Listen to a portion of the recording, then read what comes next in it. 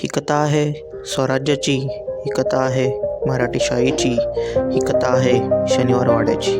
नमस्कार मित्रांनो, मी इतिहास वेडा आज निघालोय माधवराव पेशवे, बाजीराव पेशवे आणि शनिवार वाड्याच्या भेटीला. तुमचे सर्वांचे स्वागत.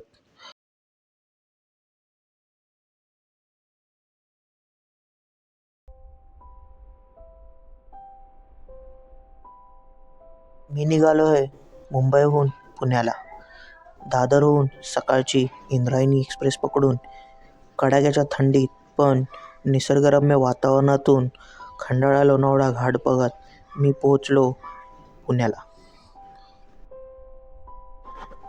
पुणे विद्येचे, संस्कृतीचे आणि मराठ्यांच्या इतिहासाचे माहेरघर. पण स्टेशनवरील गर्दी आणि दुर्गंधीचा आस्वाद घेत मी निघालोय शनिवार वाड्याच्या दिशेने. हा आहे शनिवार वाडा. हाच तो शनिवार वाडा जिथून अटक ते कटक पर्यंतचा राज्यकारभार चालत असे.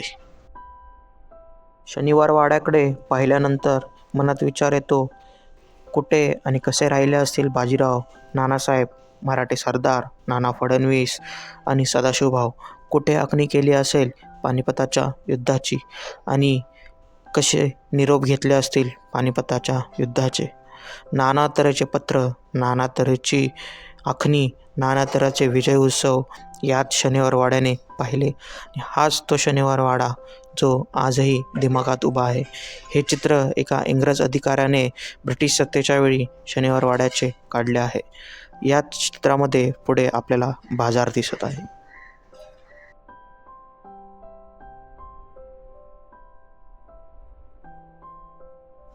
हा आहे दिल्ली दरवाजा. छत्रपती शिवाजी महाराजांच्या दिल्ली जिंकण्याच्या स्वप्नाचे प्रतीक म्हणून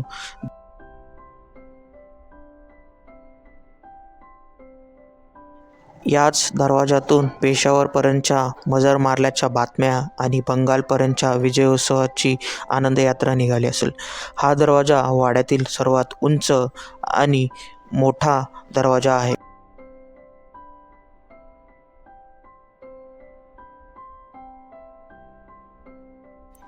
1828च्या वाड्याला लागलेल्या आगीत वाडा संपूर्णपणे जळून खाक झाला.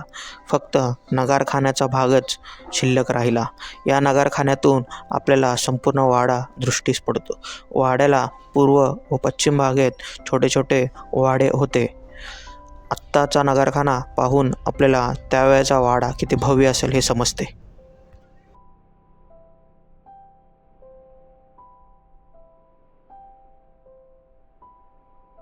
वाड्यात प्रवेश केल्यानंतर आपल्याला विविध कारंजे आणि विविध वाड्याचे अवशेष दिसून येतात. यावरून आपल्याला वाड्याची भव्यता आणि वाड्यामध्ये किती लोकांचा वावर असेल हे समजते. या वाड्यात सुमारे 1000 लोक राहत असतील असा पुरावा इतिहासकारांना सापडलेला आहे.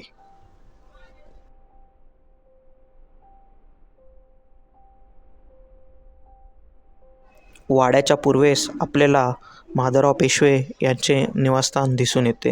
हो, तेच ते माधवराव ज्यांनी पानिपताच्या पराभवानंतर मराठी सत्तेला सांभाळले. वयाच्या 17व्या वर्षी त्यांनी पेशवेपद भूषवले आणि फक्त 10 वर्षाच्या कालावधीत पुन्हा दिल्लीचे तख्त काबीज केले. या महान सेनानीचे हेच ते निवासस्थान.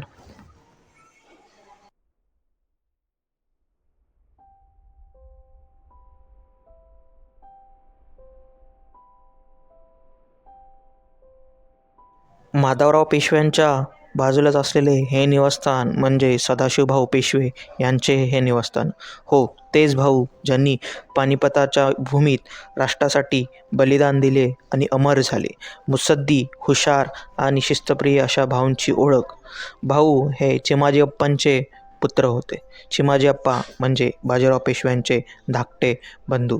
अशा या महान सेनानीला मी नमस्कार केला आणि शेवटचा मुजरा करून मी निघालो पुढच्या दिशेने. अशा ह्या महान सेनानीचे हेच ते निवासस्थान. सर्वांनी या निवासस्थानी जरूर भेट द्यावी.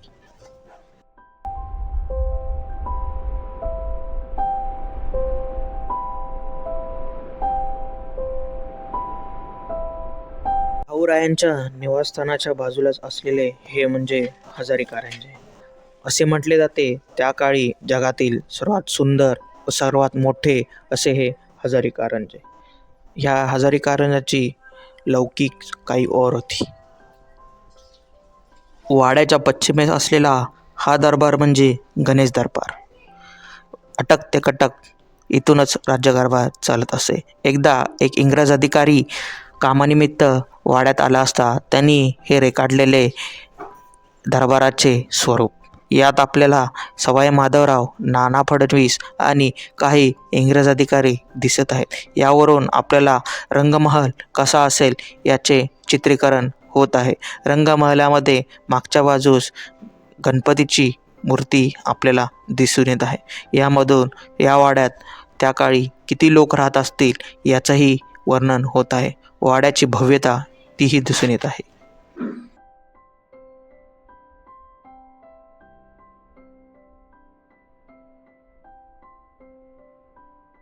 असा हा शनिवार वाडा मराठी इतिहासाचा साक्षीदार आहे. सर्वांनी या वाड्यास नक्कीच भेट द्यावी आणि आपला इतिहास जाणून घ्यावा. धन्यवाद.